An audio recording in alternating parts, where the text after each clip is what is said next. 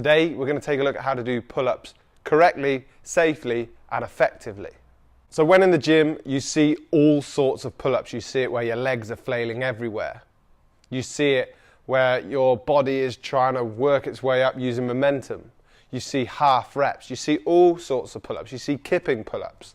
But what I want to show you is how to do a safe and effective strong pull-up. The way I'm going to show you today is the best way to increase strength, the best way to induce muscular growth in all the muscles that are involved in doing a pull-up.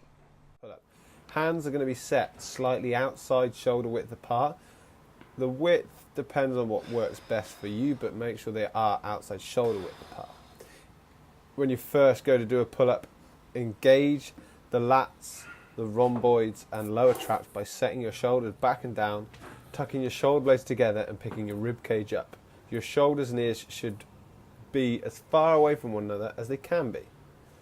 Then you've got to point the toes, squeeze the glutes and tense up the quads. Slightly tuck your hips up to engage the core. Maintain this tight brace position as you begin your pull. To initiate the pull, pull down on the bar, pull your chest up towards it and lead with that chest to keep maximum tension in the back. Imagine you're trying to pull yourself up to the bar and try and get your chest as close to the bar as you can.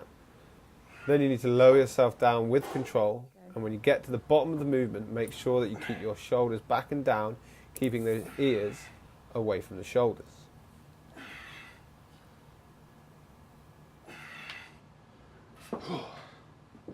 So my key point for you to take away, if you're going to take away one thing from this, is that you keep your shoulders back and down, away from the ears. This is because your shoulder joint is a really, really complicated joint. And if you're up and out like this, it's not in a supported position. The muscles around it aren't properly engaged to keep it protected.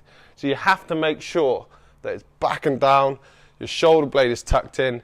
That's how you start your pull-up, that's how you finish your pull-up.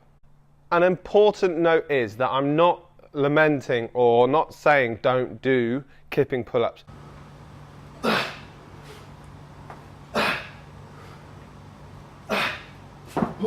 Or butterfly kipping pull-ups, the ones you often see in CrossFit.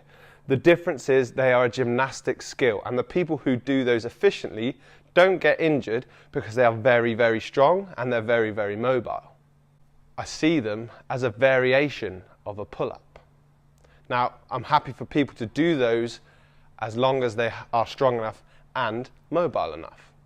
You should be able to do proper pull-ups efficiently for 8 to 10 reps before you start doing kipping pull-ups. And don't use a kip in a pull-up or use momentum in a pull-up to try and get those extra reps out. We want strict, strong pull-ups before you decide to move on. See them as a separate exercise and get very, very good and very, very strong at these proper, effective pull-ups.